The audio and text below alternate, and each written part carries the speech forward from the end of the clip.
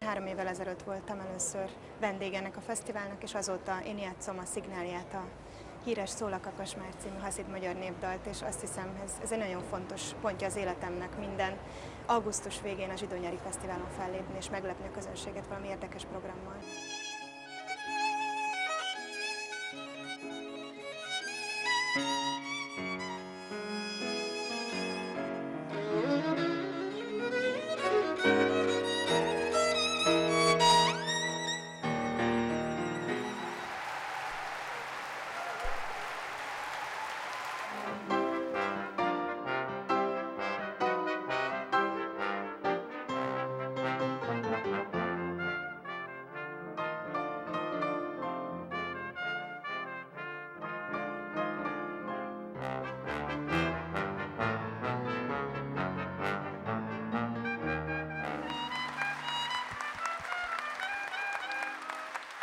Aki egyszer útnak indul, nem fordul meg, se fordul.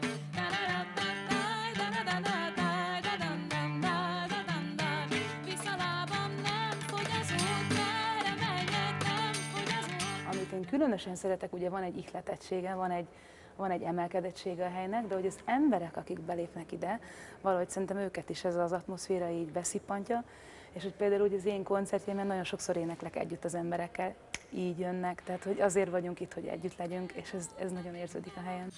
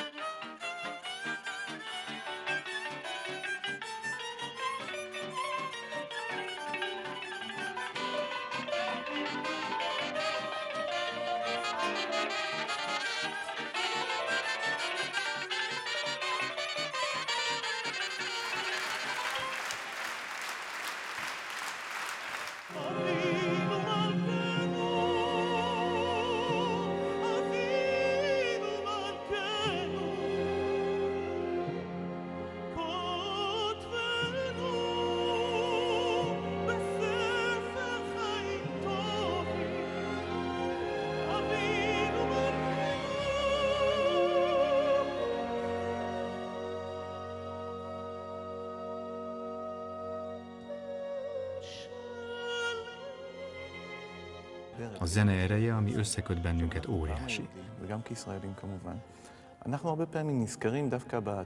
A zsidó nép és izraeliek kapcsán rengetegszer említik a médiában a háborút, a problémákat és mindent, ami a területeken történik, és akkor hirtelen megjelenik egy másik arcunk, a zenei arcunk, mely közös az emberiséggel.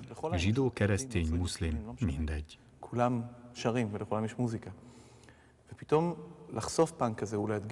Mindenki énekel, mindenkinek van zenéje. Hirtelen felfedni és kiemelni egy ilyen arcot itt Budapesten, a zsinagógában, ennek hatalmas értéke van. Szerintem a probléma a világban az, hogy valakit meg lehet ijeszteni, csak azért, mert más. Minden vallás birtokolja a saját könyvét és az Istenét, és fél attól, aki más. Ha látod, hogy te, én, a keresztények és a muszlimok mindannyian emberek vagyunk, mindannyian ugyanolyan élményeket élünk át, ugyanazokat az érzéseket érezzük, talán a félelem is alább hagy. Kezdjünk normális párbeszédet egymással, mint emberekkel, és ne szorítsuk egymást keretek közé, mint zsidót, keresztényt vagy muszlimot.